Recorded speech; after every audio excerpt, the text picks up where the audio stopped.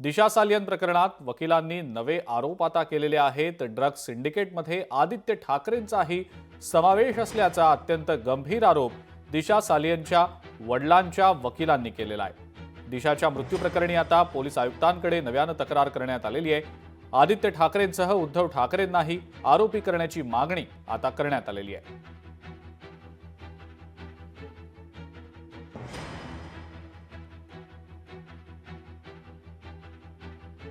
सतीश सालियन यांच्या वकिलांनी लोकशाही मराठी सोबत संवाद साधला। काय नेमकं ते म्हणाले पाहूया।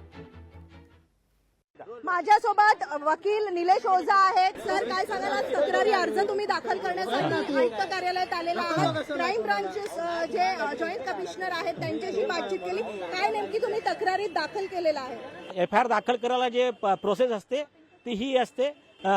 सुधीर होरा वर्सेस कमिशनर पोलीसचे गाईडलाईन आहे की जेव्हा वरिष्ठ पोलीस अधिकारी आरोपी असतात तेव्हा लेखी तक्रार कमिशनर ऑफ पोलीस कार्यालयात द्यायची।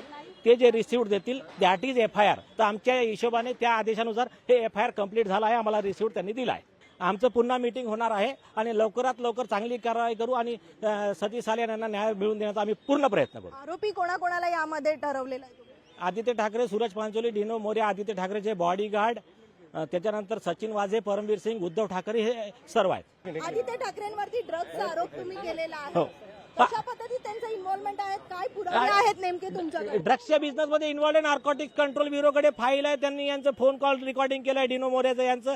आणखीन भरपूर पुरावे याच्यामध्ये मेन्शन आहे, नार्कोटिक्सच्या फाईलमध्ये पण आहे। निश्चित कधीपर्यंत तुम्ही हे आरोप जे आहेत ते माध्यमांसमोर आणणार आहेत?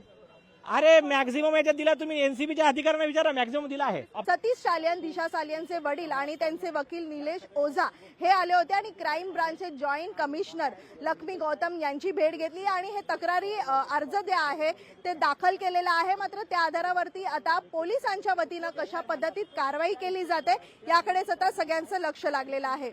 व्हिडिओ जर्नलिस्ट रोहित कांबळेसह मीनाक्षी म्हात्रे, लोकशाही मराठी, मुंबई।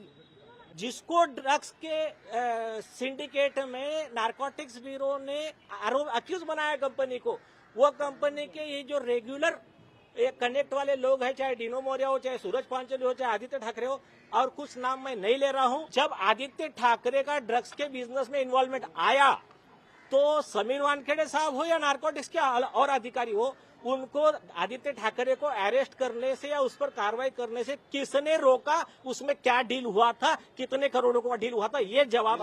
ये मैटर में आदित्य ठाकरे ने जो गुनाह किए उस गुनाह को कवर अप करने के लिए उद्धव ठाकरे ने अपने सीएम की पोस्ट का पूरा दुरुपयोग किया। ये सब काम में पार्ट और उनको डिफेंड करने के लिए उद्धव ठाकरे आ गए, तो इसके बेस पे वो सब आरोपी बने।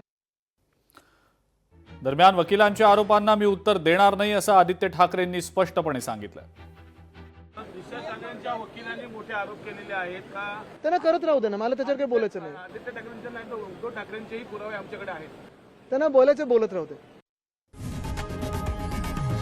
लोकशाही मराठी ऐका, पहा, जागरूक रहा।